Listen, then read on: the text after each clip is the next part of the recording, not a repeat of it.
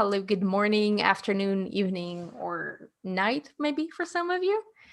Hello. Yes, we are live. Let us know if you guys can hear us fine. There's Steve and me, Anya from Etcher Lab, and we are here today because Steve Mitchell, the one and only, will do a watercolor painting for us. And I will let you talk about that in just a second. Before we start, I just wanted to say thank you all for coming. Oh my God, the chat. Everybody's so nice. Looking forward to the wonderful Steve Mitchell today. Thank you so much. And there's Wow. been plenty of those messages. You are so loved, Wow. Steve. We are so happy to have you. Thank you. Um, Before we start, everyone, if you can please share the link with your friends from YouTube so we can get more people joining us. Sorry about the baby. He's going out with that. And that would be great. So more people can join us. Also subscribe to our YouTube channel because starting next week, November, we are going to have 2 live demos a week, not just one. And starting in December, we're going to have 3. We already have November fully booked and most of December already. We're starting to book January. So this is going to be fun. There's a bunch of surprises coming for you. Okay, without further ado, Steve, are you good? Are you ready to start? I'm as good as I'm ever gonna be. Which is great. Okay, I'll pin your video and yeah, so you're spotlighted, so everybody should be watching only you. So Hello. please describe what you're gonna do and I'll shut up. All right. Okay. Well, hello everybody. Hello minders and other fans and whoever is out there. That's your fans. Uh, really fun to come to you today. I've been working with Etcher kind of behind the scenes for a while, testing their products, and just they're the great bunch of people. So this is really fun. This is really special. What we're going to do today is go through the process of doing a spontaneous painting, a spontaneous landscape in particular. I just kind of, as a preface, this all started as a way for me to test colors, supplies, techniques, paper, just anything. And, you know, when you do that, you don't want to sit down and draw laboriously out a scene that you're going to paint. I mean, you might want to, but sometimes you just want to get out paper and splash paint and see what happens. And then it became a game. So I started turning those into actual scenes and paintings. And it's become probably the most popular requested type of episode on my YouTube channel. And I just really enjoyed doing them. So I'm just going to take you through how I do them and what I'm thinking about and what we're looking at when we do it, and just kind of give you some tips and pointers. And I'm going to switch to my work surface so you can see what I'm looking at. All right. Well, first of all, when I do a spontaneous painting, I like to set some ground rules. You can set your own, but I usually am testing color. So I usually have a very limited palette. This is the palette I'm using today. Now, if you're painting along, you don't have to use these colors. But I do suggest you try using a limited palette because it cuts down on the decision making when you're trying to manage what's going on with the paint and the paper. I use a lot of wet and wet techniques, which you'll see. But what I like about this color combination is that I have a range of values from a light to a deep, and I have a dark that I can mute everything with. This is neutral tint, Azo orange, quinacridone rose, and Prussian blue. You could use, you know, a deep yellow or a phthalo blue. The colors really don't matter. If you wanted to use a yellow, green, and a brown, that's fine. What is most important, though, when you're doing any landscape, especially spontaneous, is you're working on values. You're working on your edges, your transitions, and your contrast. So very important to keep those things in mind. It's only spontaneous because, or called spontaneous because I'm really not thinking about what the scene's going to be when I paint it. I'm going to take my watch off here. It's not distracting. I'm letting the watercolor, the washes, the flow, I'm letting that suggest things to me as I go. And as I said, mainly I'm usually testing something, so I'm also thinking about how the colors interact. Now, I get a lot of comments about this process as being frustrating. Don't let it be. And if you're doing this for the first time or you've not done this very often, do not go into this thinking you want to come out with a beautiful painting.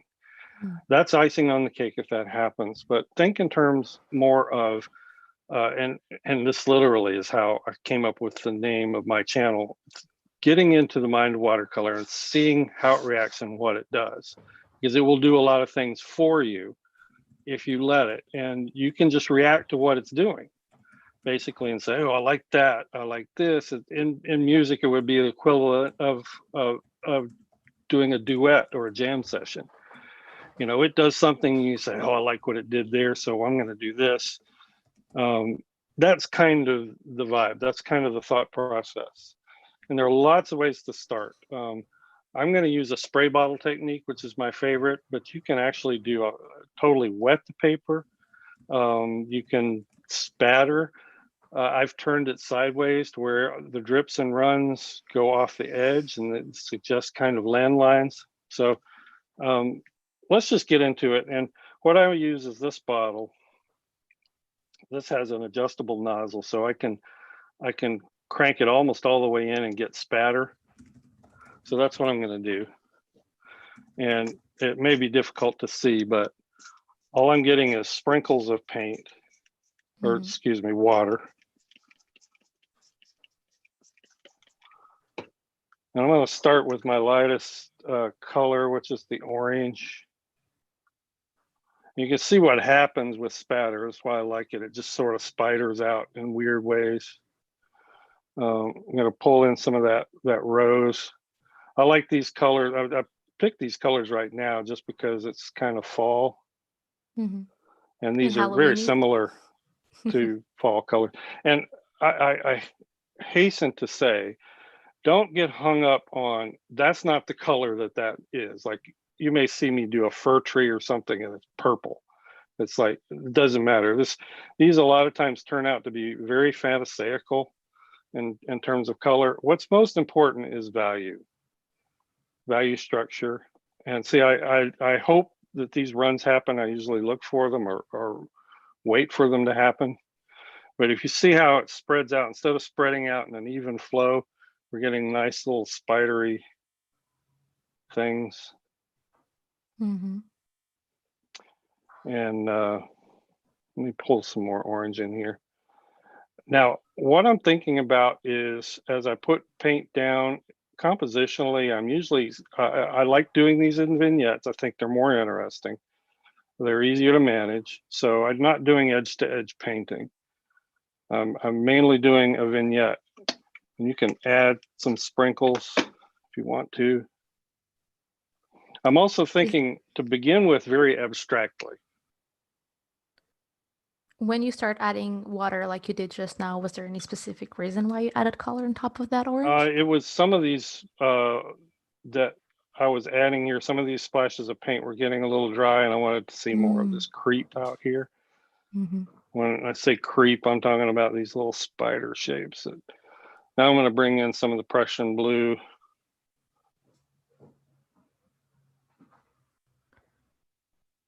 By the way, do you usually use that brush because of the versatility, or? Do I? Yeah, I don't always use this brush. Sometimes I'll use a quill, this is a quill. I do like having something that can do a wide flat wash, but also come to a point. So yeah, that's a great question. Everyone is interested in exactly what kind of brush that is. Yeah, this is called an oval wash. Also sometimes called a cat's tongue. It's flat. It'll do wide flat washes, but it'll also come to a point. This is a Princeton Neptune.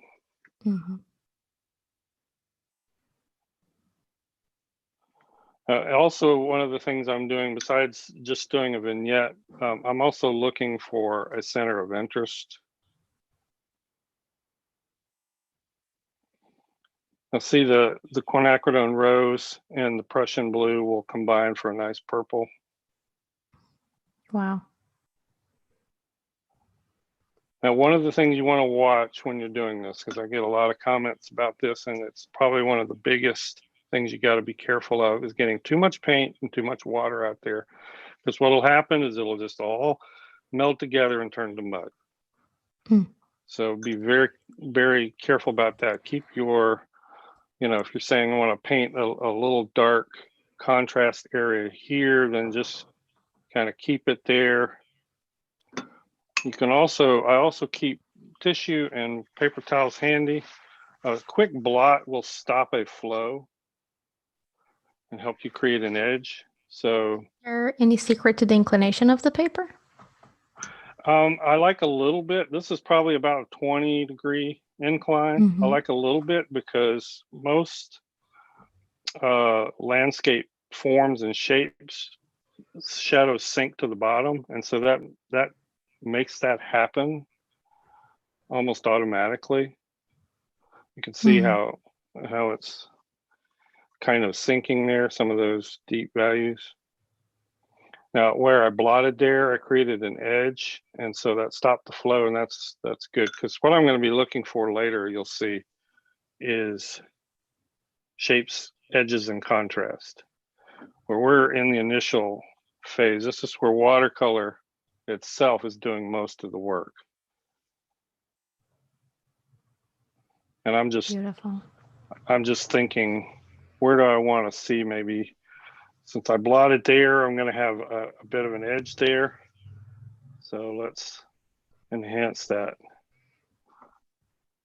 Now, when I put in a wash, see how it stops? So I've got an edge. So, just decide. Let's mix some rose with that. So I've got some purple.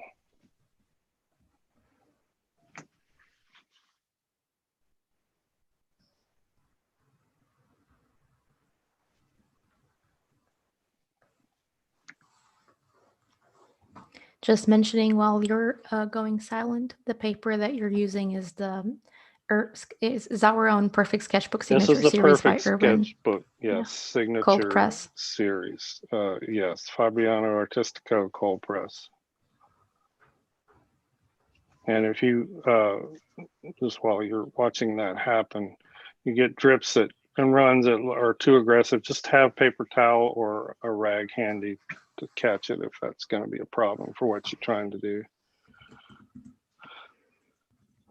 Be careful with your orange and your blue, because those will gray each other out. That's fine if that's what you want, but lost some of that contrast there when I add it back. So I'm seeing what's happening here, and I'm just I'm making some decisions.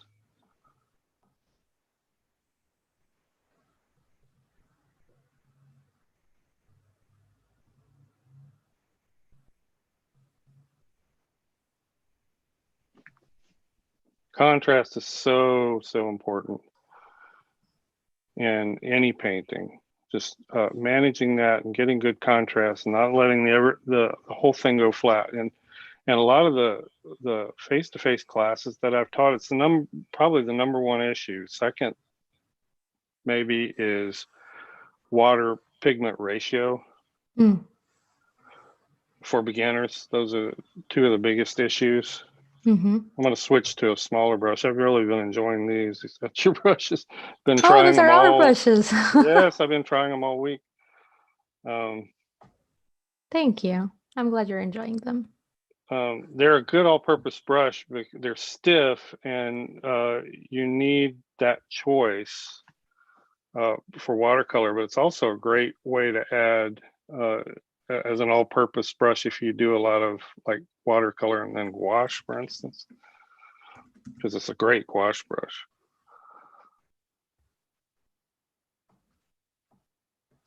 Pulling in some purple, we might have some trees going here.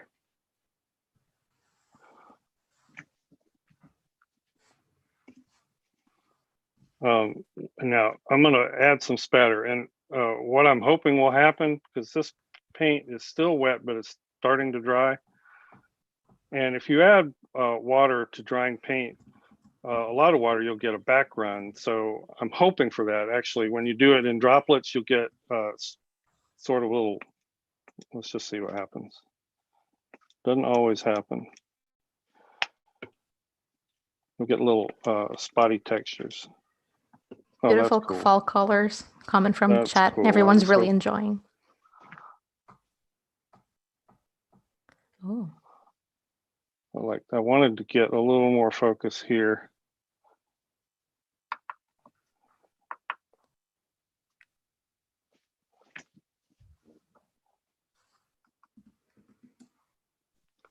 I need some more of that red in here somewhere.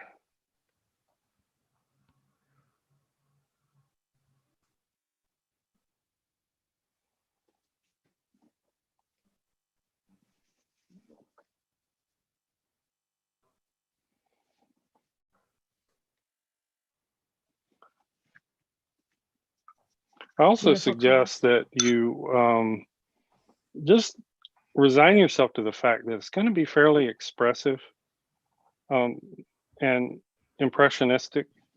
That's what works, I think, best with these kind of paintings. But you can do quite a lot of realistic detail. And here I'm just enhancing, stopping the flow into certain areas and enhancing what might be a good edge.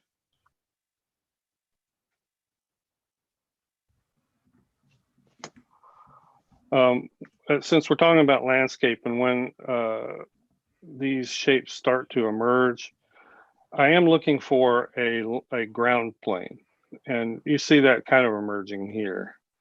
So I may want to enhance that a bit. The whole thing's kind of leaning a bit, so I'm going to come just add some here. Again, it's a reaction. It's not a plan, so to speak. It's a reaction, and it's a collaboration. Very important. And you can see why I like these to be vignettes, because you just get some really interesting outer edge texture.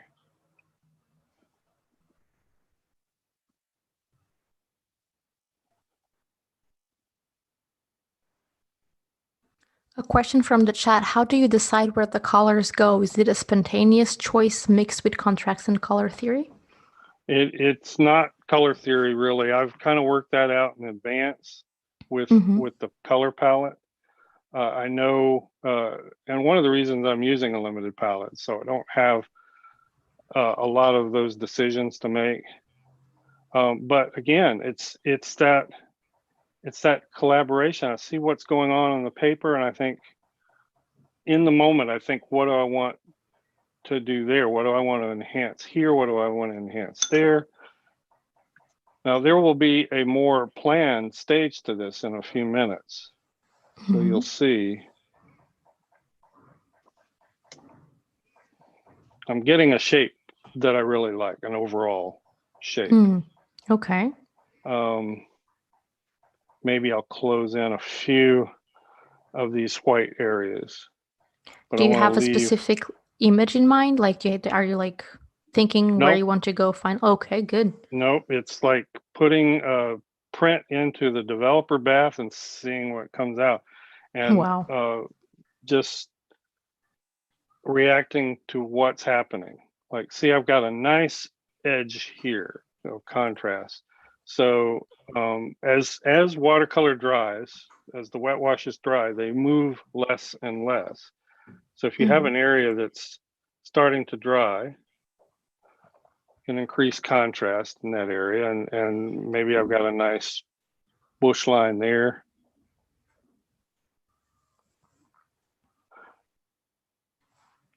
And I do want to say, I know we kind of promoted this as, how to paint landscapes without reference. Let me also make clear, I don't think it's a good idea to paint a lot of landscapes without reference. You need that visual library. You need to do a lot of sketching, a lot of painting, from life if possible, you know, from location or from good photo reference, because that gives you the visual library to start seeing where these shapes emerge and what you can turn them into. Mm-hmm.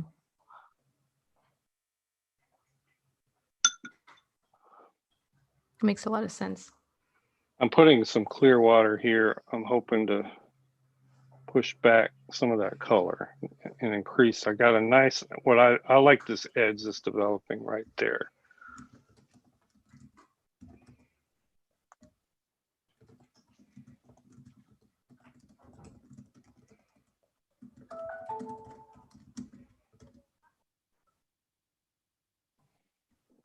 And keep in mind, especially when you're using very wet washes like this, your drying shift is considerable.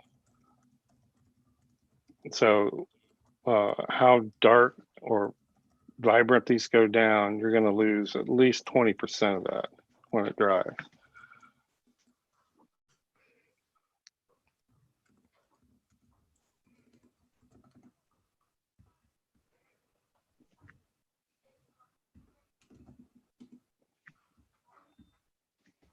I like to also maybe I mentioned this, I'm not sure, to let the outer edges of this stay a little more abstract and expressionistic and bring more of the detail and focus into a center of interest. But I'm telling you, I mean, you will just, if you do this often, you know, definitely go out and sketch and draw and paint from life or from real reference. But in terms of knowing your medium, practicing your medium, trying different things, the more you do this, the more you will just learn. Again, the mind of watercolor. I'm sorry, that's why I named it my channel this, is because it's so true. Excuse me. The whole idea for that was inspired by the landscape painter Nita Engel, Mm-hmm. who she wrote a book called How to Make a Watercolor Painting Paint Itself or something. I don't know if that's the exact title, but and I got so many inspirations and ideas from that book. A question from the chat, since we have an opportunity here. So you have a full palette there from Amber Dreams. You are using a limited color palette, but do you ever mess up and go into the wrong hue or paint? Sure, all the time. I usually just keep working it just to see what I can make out of it. I have tons of these that were not successful, believe me. Mm-hmm. It's more about figuring out what you can do with your paint and what it'll do, because when something exciting or interesting happens, you'll remember that when you get into doing planned paintings. Mm-hmm.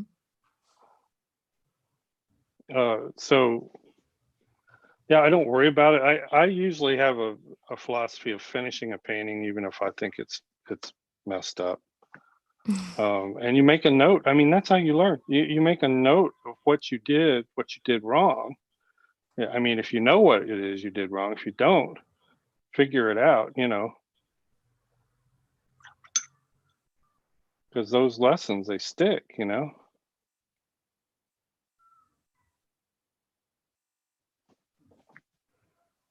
The biggest mistake probably you could make with this palette is combining these two colors too much, because you'll just get a lot of gray mud, because they're near complements or complements. That makes sense. So yeah, in other words, it's normal to mess this up multiple times until we can do something beautiful out of it, like you do all the time. Totally normal. Totally normal.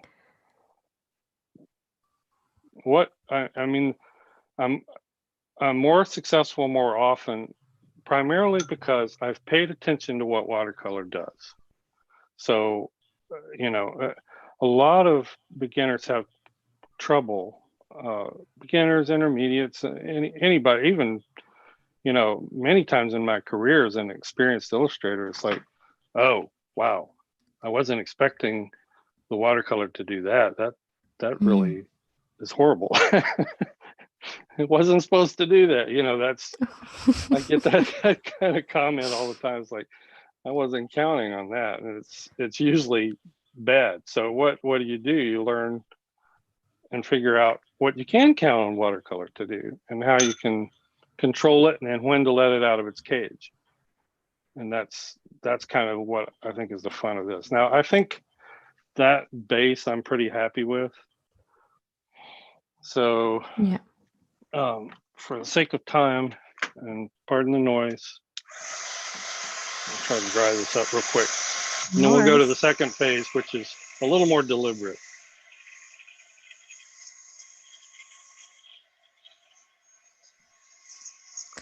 We had a process question from Michelle because of because of the light lag. I'm not sure exactly when she asked, but she said, when you're going with your brush the way you are now, are you just responding to the edges and lines created or starting to form a picture of what you want in a broader sense from the painting? A little of both, but mostly responding to what I see, trying to coax out good contrast edges and shapes and values. But mostly trying to respond to what I see. And again, it's like it's the best way I can describe it is a duet. You know, watercolor does something, so you respond to that. But it is the way you're responding is in values and shapes that might be meaningful as you detail out the painting. I hope that makes sense. I think it does. Thank you.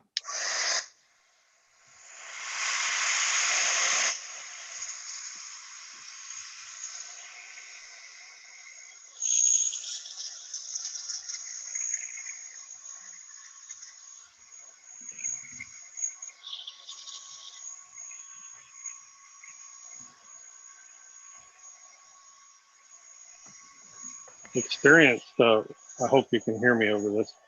Yeah, we can. Experienced floral painters that do a lot of flowers can do this with flowers. They kind of lend themselves to this kind of painting. I don't do it with florals because I don't have enough experience drawing flowers. I don't have that visual library. And it's a little, I think, easier landscape than it is with florals. I mean, because you can't so do much this experience. obviously with things like technical subjects, buildings or faces that need exact proportions.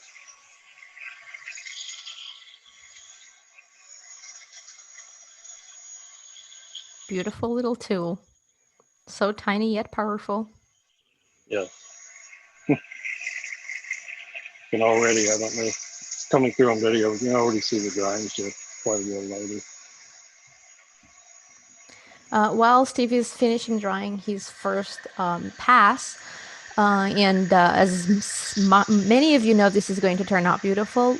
Steve is also teaching a mini workshop with us at Etcher Lab. It's limited seating and it's $5.50 US. If you guys would like to enroll, it's already open for enrollment, and I will leave the link in the chat. Yeah, and I'll probably go over some more of these techniques in detail.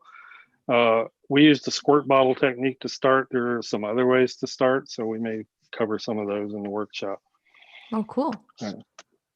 That is dry enough. So this is also another good reason to use a limited palette, because I have a lot of those colors you can see over here out, and at this point you won't be using a lot of paint. So it's just using the paint that you have to match the areas. If you were using a ton of colors, different colors, you may try to go in and paint or detail areas and have real trouble trying to match that. So I am going to get a little more of this Prussian blue out. All right, so now I'm going to start making a lot more of the decisions here. And probably, I have a ground plane that seems to be right in here. Maybe I could enhance that a bit. Keep in mind that in landscape, shadows sink to the bottom. They sink to the bottom of leaf forms. They sink to the bottom of rolling ground forms. So think of darks as bases.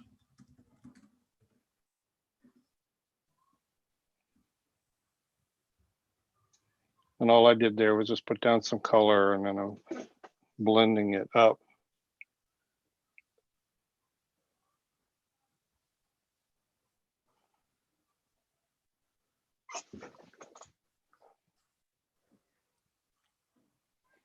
And I'm kind of riding along the contrast areas that are already there. Excuse me, grab a drink here. Good idea.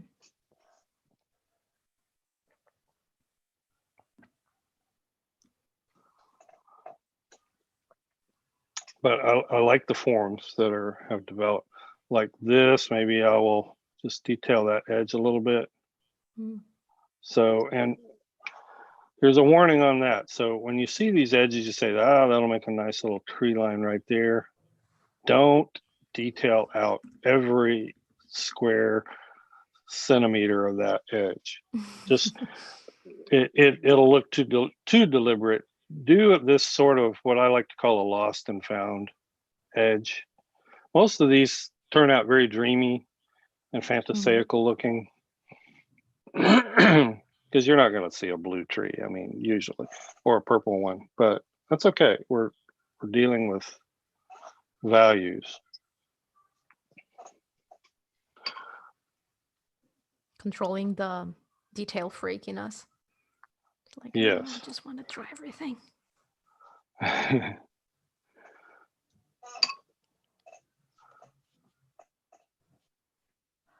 So yeah, we'll establish a little bit of extra foliage detail here, and this will make a little more sense when I add some branches. Just bringing some energy from the chat that everyone is really loving it. Amber says, just adding those tiny bits of darker red and it's already starting to look like a landscape. Cool. That's what we want. And all of this drying shift that made all this lighter, now I go in, especially in these deep little corners, and start popping in more contrast just to bring back some of that. Just popping in little bits and then blending them up with water. That's sort of a negative painting thing, and that's just a great edge, tree line, whatever, bush line that I saw developing, and just coaxing it out a little bit more. Now it's much more visible.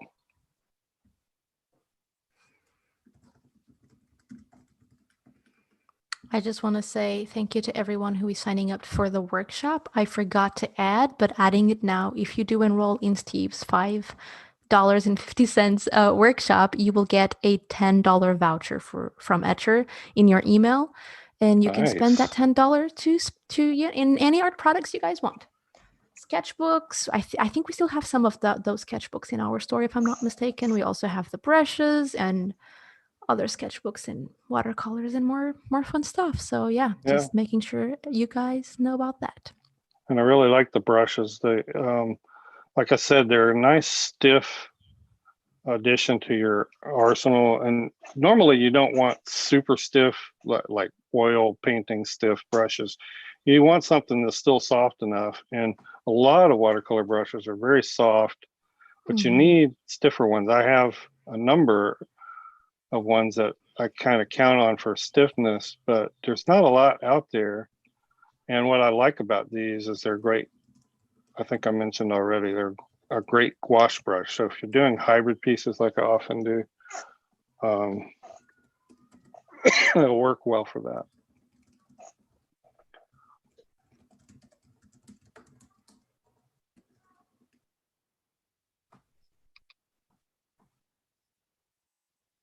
And hopefully all that's happening here as I do this is more of these shapes and edges become visible.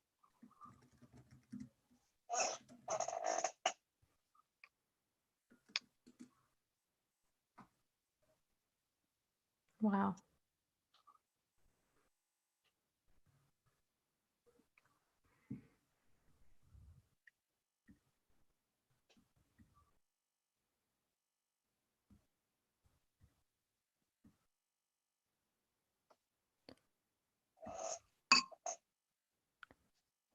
For the people who are saying the workshop is full, guys, no, maybe something was buggy with the website, but I'm refreshing and opening it now. You can still enroll in Steve's watercolor. It's still not sold out. That would be wonderful, but still not sold out. I'll get you guys the link in the chat. It would be amazing. I would not be too surprised if that happened.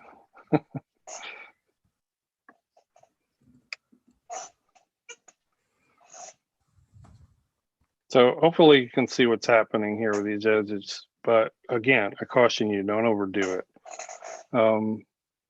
Bring focus to a particular area. I'm gonna stand up. This creaky chair is driving me nuts.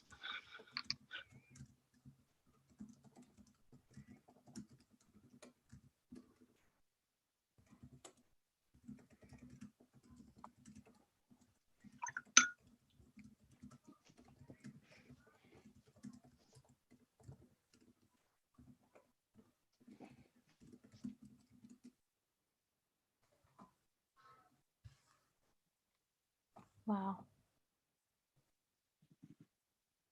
I love how you do Oops. this and you have no idea about the final result that you want. It's just amazing. It's mind-blowing to me.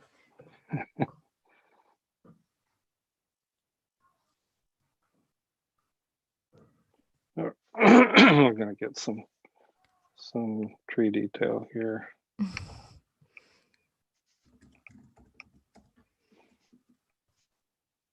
Thank you for everyone for enrolling in Steve's mini workshop. A bunch of people are signing up now. So it's like, Wow. you know, Cool. probably a ghost from Halloween trying to. Steve and I were just talking about it before we went live that the internet sometimes plays tricks, and it's probably right now it's a Halloween thing. At least that's what we choose to believe in. So we're not sad about technical issues. Some ghost doesn't want people to sign up. Yeah, Amber said it's maybe the website is overloaded with demand, which makes a lot of sense actually, because it's you, Steve. What are you thinking about now as you're doing those little? Just a stand of trees. I love vertical tree trunks and being able to see that, and I think it's a great graphic element, eye attracting element, just a nice little detail. So those might be like holes in the tree canopy, and you can kind of remember that shadows sink on landscape form, so you can kind of come underneath what might be little clumps of foliage with a little bit darker value, and it makes it look like that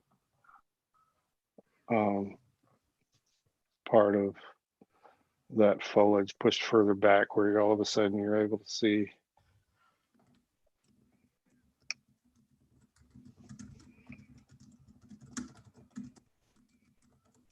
This is, I mean, this is getting into the really fun parts, you know, adding these little details.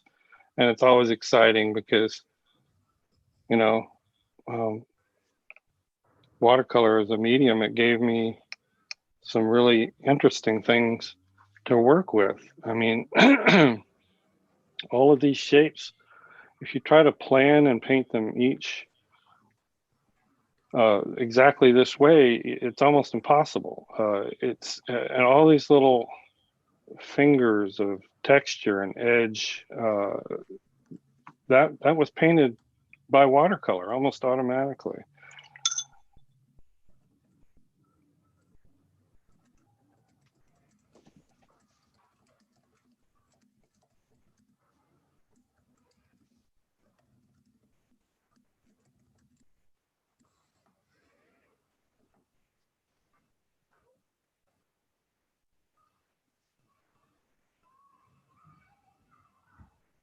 Wow.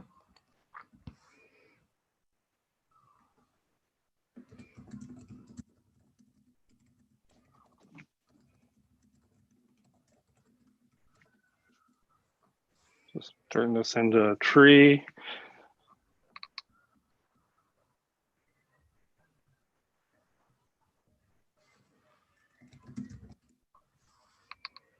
Some of these branches. When you're doing a landscape like this, one that's fairly distant and small, don't forget your scale. A common mistake is to make the scale too big for something like I did with this stupid limb right there. Mm-hmm. For something that's that far away. So you're only going to see the biggest limbs, and they're not going to be very thick. Beautiful. And you want to think suggestion, you know, just enough to suggest what's going on there.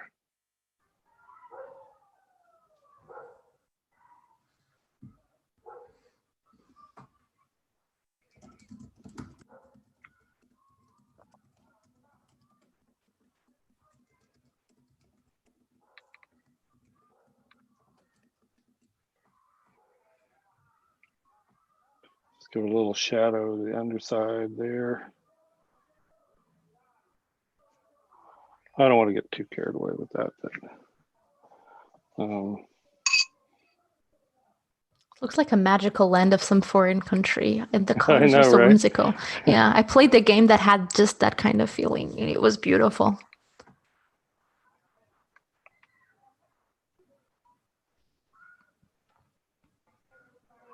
And this is why I say that value is what's important here.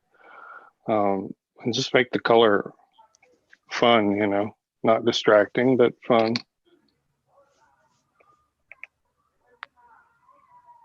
Yeah. It's mesmerizing, kind of. I feel like I'm hypnotized. I need to remember that I'm live and I need to address questions all the time. Yeah.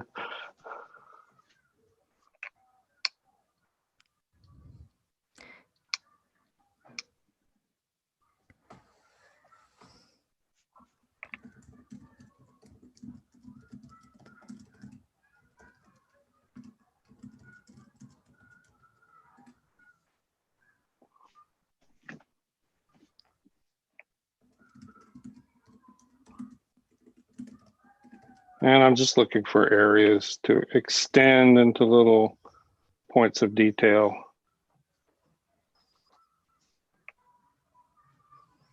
Fingers work, they don't smear like they do in oils, but you can pat up something if it went down too dark rather than, I mean, you could reach for a paper towel, but just patting with your finger sometimes will quickly just knock it back a tiny bit without picking it all up. You're my kind of person. I love using my fingers to pat everything. Yes, yes.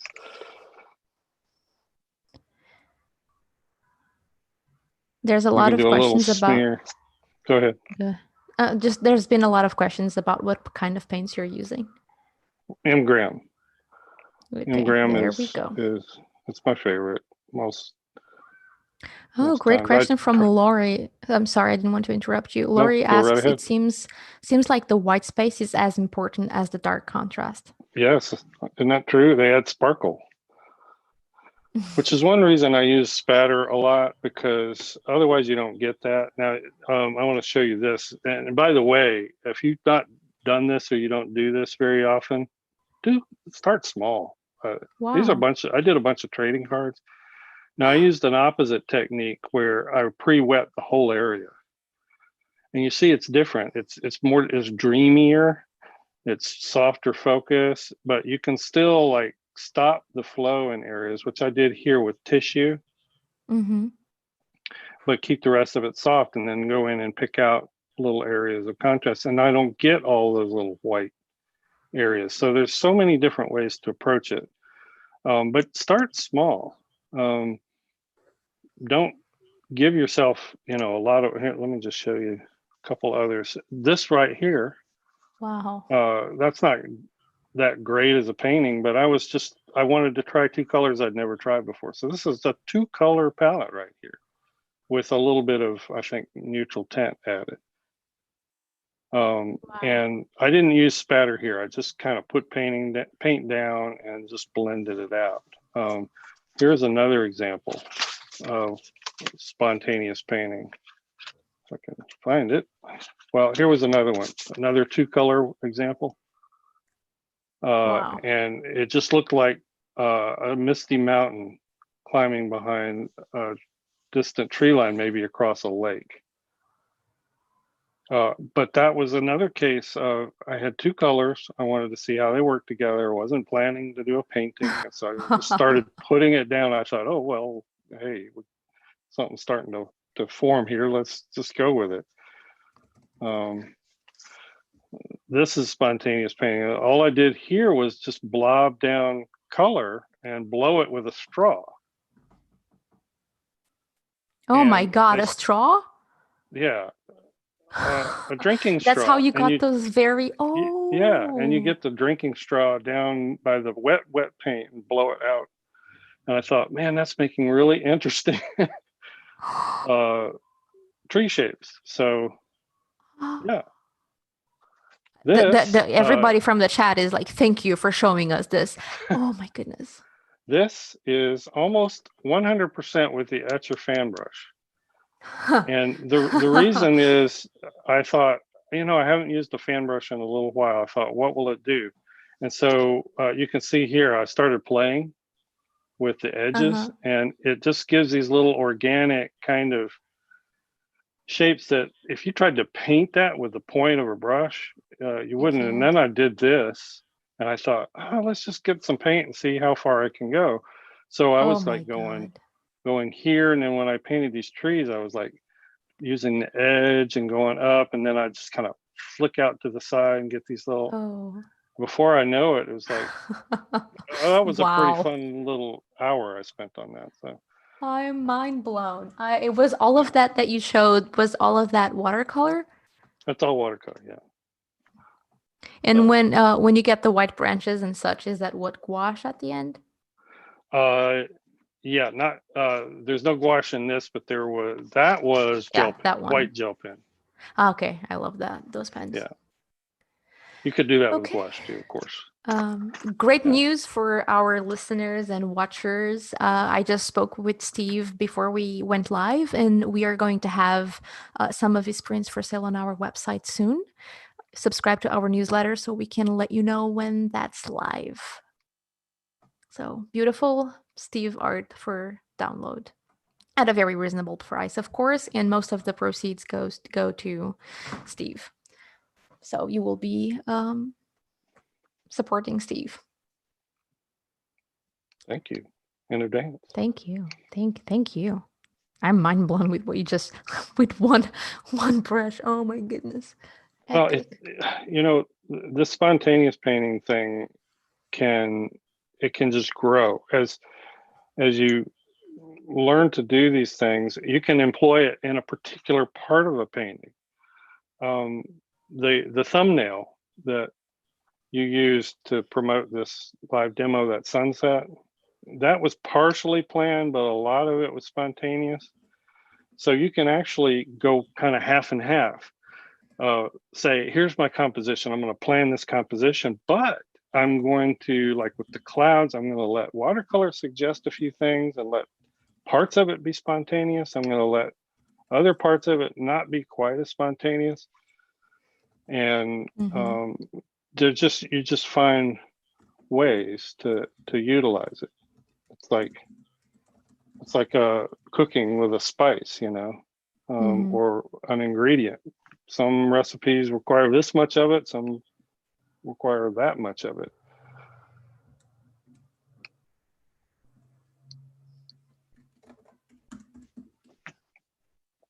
All I'm doing here is just I'm adding some trunk details. I'm trying to weave them in and out of this color to make this color, some of it come forward, the lighter parts of it, and push some of it back. so that you got little holes in the canopy.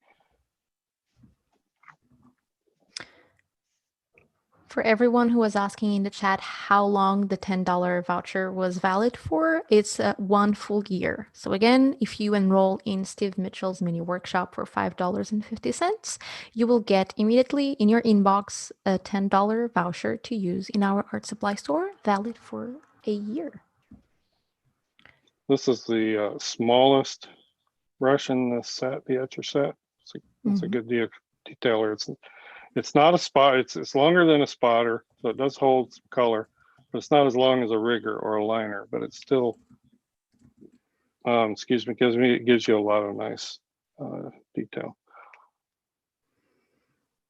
And I especially like thin brushes to be stiff, because I have tried limp liners. Limp and softer brushes are great for big wash brushes, but when you get down to detail brushes, you need, at least I prefer them to be stiff.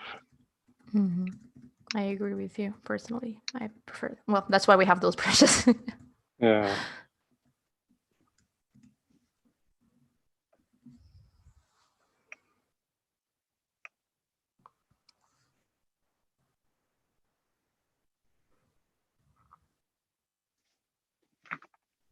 And thank you, Jill. Yeah, we also have an interview with Steve in our podcast, so you can hear it at etcherlab.com/Mitchell, Steve's last name. Yeah, we talk about a bunch of really cool things. So have a listen if you can. That was a fun interview. Thank you. I had a bunch of fun too.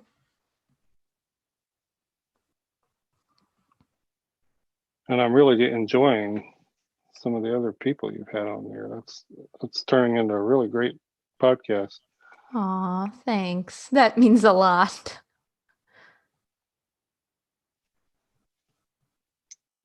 Our editor Jai started to sneak in some bloopers at the end of some episodes. Yesterday, I was so drained when I was recording a few things, and I was waiting for my husband to bring me coffee, so I just started singing about caffeine, and it was recording. Jai got it. So stay tuned for the next episode of Make More Art Podcast, where Anya sings about coffee.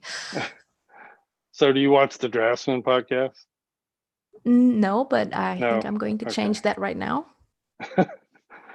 So there's it's Stan Prokopenko and Marshall Vandruff. Oh, Stan! I did. Well, I did listen to a few, but a long time ago. But every time we start the podcast, it seems like Stan is late. So Marshall just starts singing, and it's so funny. And it's impromptu singing. He just sings and makes it up. It's hilarious. Beautiful. I could stop now at any point. I'm just fiddling. How do you know when to stop, though? Well, sometimes I don't. Sometimes I really don't. And I'll tell you what I usually do with something like this is I let it sit on my easel for probably a week, and I'll walk into the room and I'll say, after looking at this for a while, what it really needs is this, or what it really needs is that. And so I'll do that. And then I thought, I never noticed before, but that looks like, maybe this looks like little puddles of water here. So let's see what we can do to make that really look like that. And, that kind of thing. And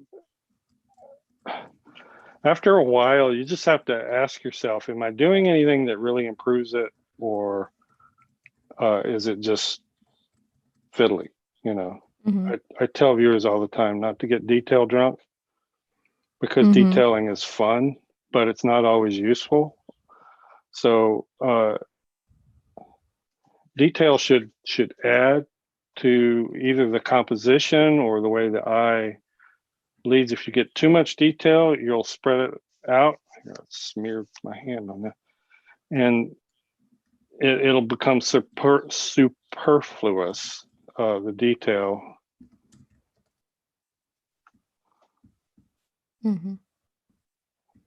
So it's a it's a personal decision. It's an artistic decision. You know, if all artistic decisions were easy, then artists wouldn't be artists.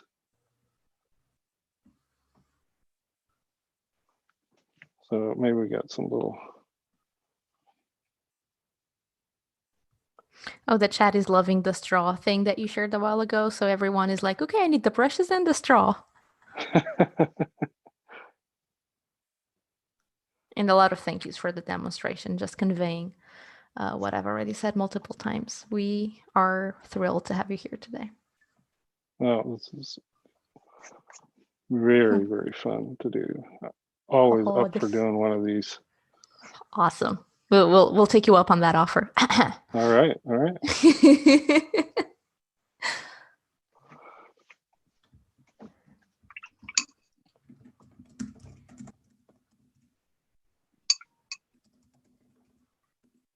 Now, see, I could probably make.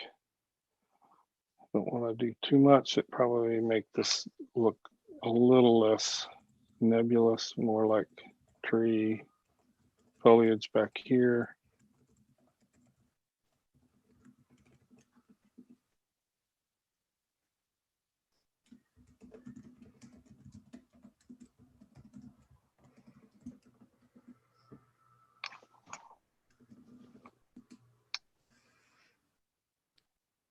But again, you know, I can stop at this point at any point. We're nearing an hour, but if I could leave you with this thought, it would be the best techniques are the ones. I don't want to say this too universally because in some cases maybe it's not true, but the best techniques I think that you can learn are the ones you teach yourselves, and not because nobody else could teach it to you, but because they just stick. I mean, when you are doing these things and you make a discovery, and maybe 1,000, maybe 1,000,000 other artists have made that same discovery, but until you discover it in practice yourself, you really haven't discovered it yet. You know what I'm saying?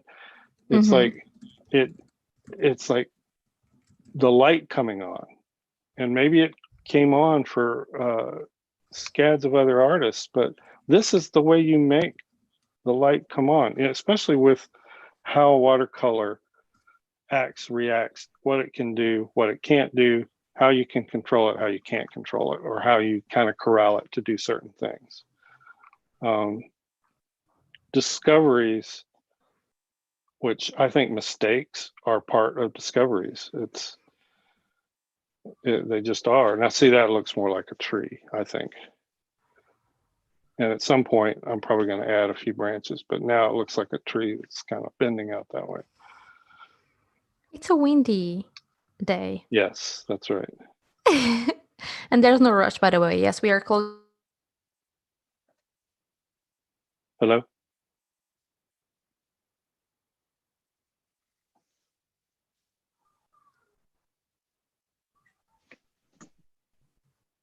Okay, so I think we just lost Steve. Hello? Oh, can you see are me? you back? Hear me? You are back. You are back. Oof. I was going to say you were talking and then your voice disappeared. Yeah. Did I stop? You stopped. Aw. Maybe our listeners can tell us what happened from their perspective, but for me, you stopped. But you're back now. So anyway, it was a Halloween scare. We were joking about That's Halloween, right. and it served me right. It's a bad trick or treat joke.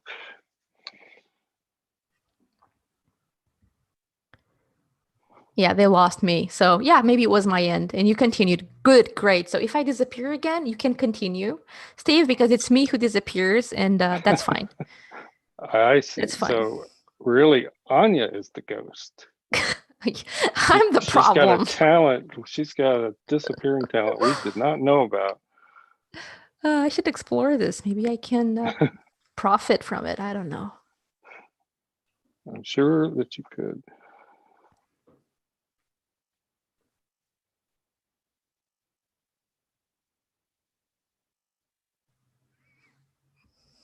Now, I didn't choose to put a sky in this, but you could have. let me just show you the one I did yesterday, sort of as a warm-up for today. Same color palette. Oh my goodness. But here I did put in some streaks that look like clouds. So Wow. Can you bring I the mean, final painting closer to the camera, please? let me see. Ooh. Ooh. Fancy. And the one you just made as well?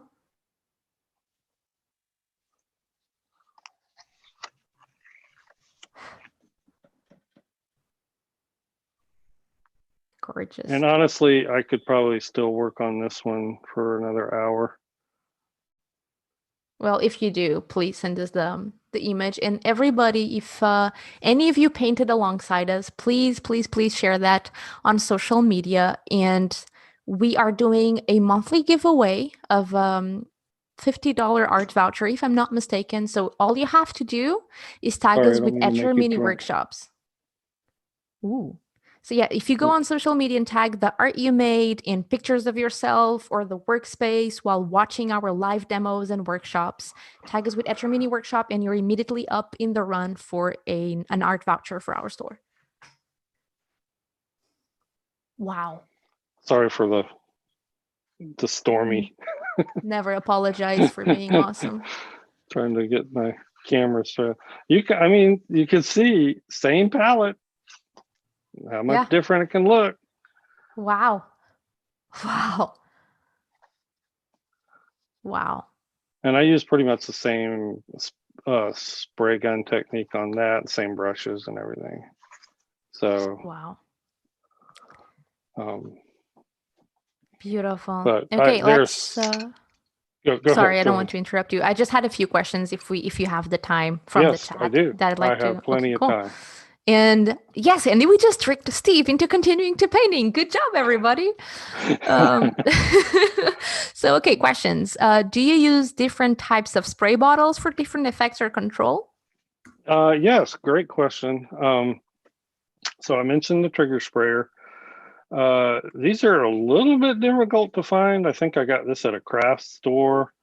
I've not been able to find one. There may be one on Amazon, but the key to this one that does spatter is this will adjust in or out. If you adjust it out, you get more of a fine spray. If you close it all the way down, it won't spray at all, but you just open it just a little bit, it gives you that spatter. And the trick is just, and I'm going to back out here a little bit.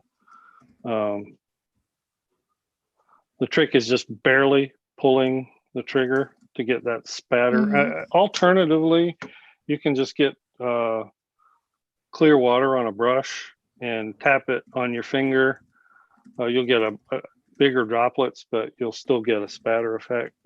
These kind here give you more of a mist and a solid sort of spray. So this is good for just like, I use these a lot for clouds. And well, hey, let me show you.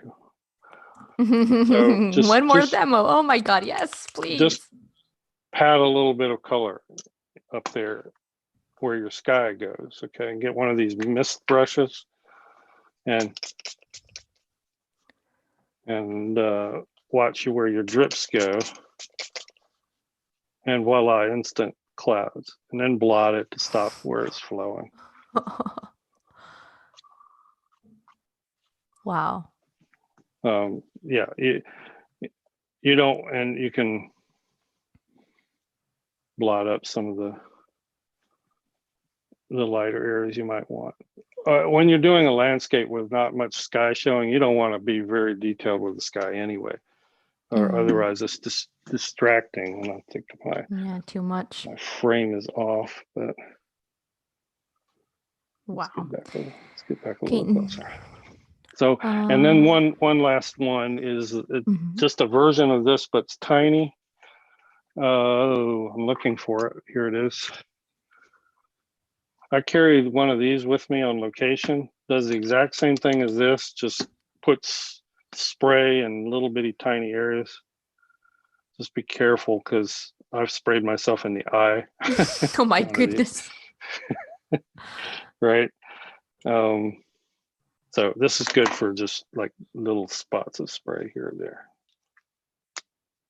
Yeah, another thing, you can just spontaneously paint with spray bottles and just experiment to your heart's galore with spray bottles. We'll do a demo just on spray bottle painting. Yeah, you could. Why not? How do you, so another question, how do you motivate yourself for these paintings? Well, actually, these are the easiest to motivate myself to do because I don't have to do hardly any planning. The ones to me that are the hardest are the ones that I have to sit down and do a lot of drawing. Not that I don't like doing that, I do. But you have to set aside more time. You have to have plans. You have to have good reference. These you don't have to have anything. And in fact, this kind of painting can make you a little bit lazy. So it just depends. It just depends on what you're doing. If you're doing something that does take more time and planning, my suggestion is you just break it down into steps. And if you only feel like doing one step that day, getting out your sketchbook, setting it up on an easel, getting your palette prepared and all your stuff, just do that one step. Come back later, and do the next step. Draw it out if it requires that. But set small goals, baby steps is the easiest way. It's to me, motivation, the hardest part about motivation is getting started.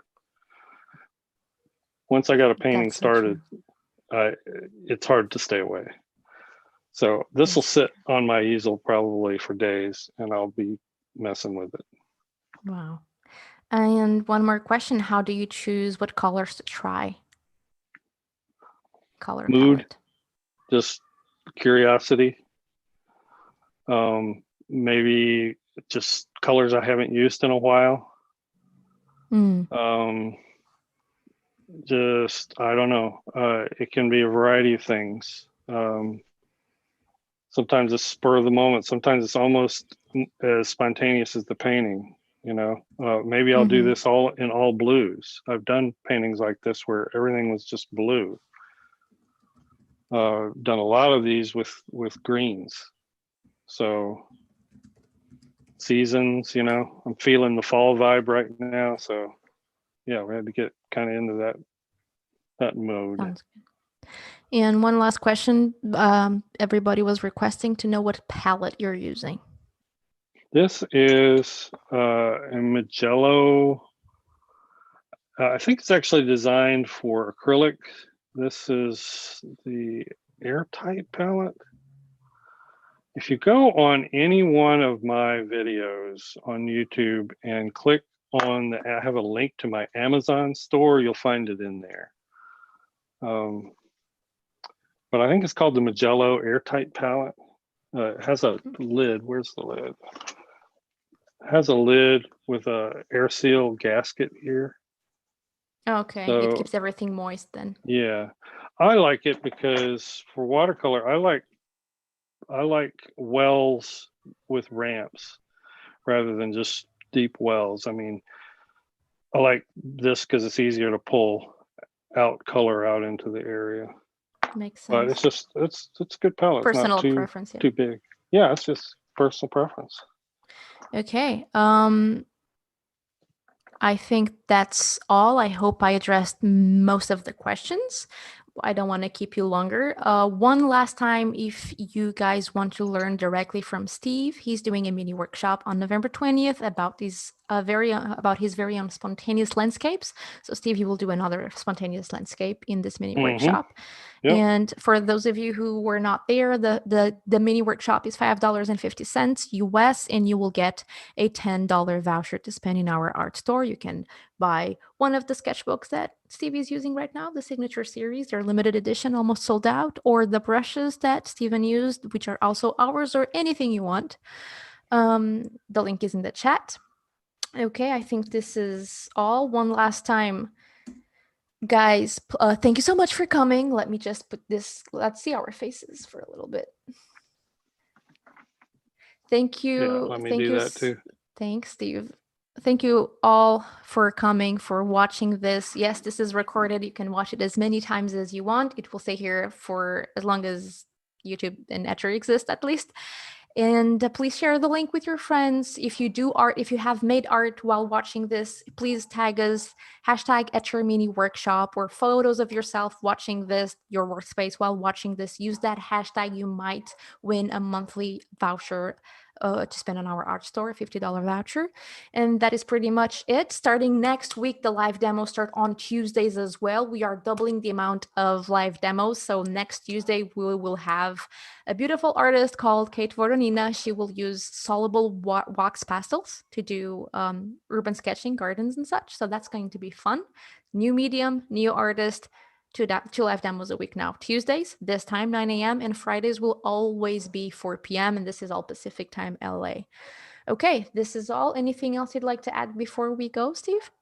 I don't think so. I really appreciate everybody tuning in. This has been really fun. Thank you Get so out your much, paints and guys. try it. Yeah. Yeah, everybody, keep on painting, make art, peace and love, and subscribe to our YouTube channel so you don't miss anything. Bye bye. Thank you so much. Bye bye.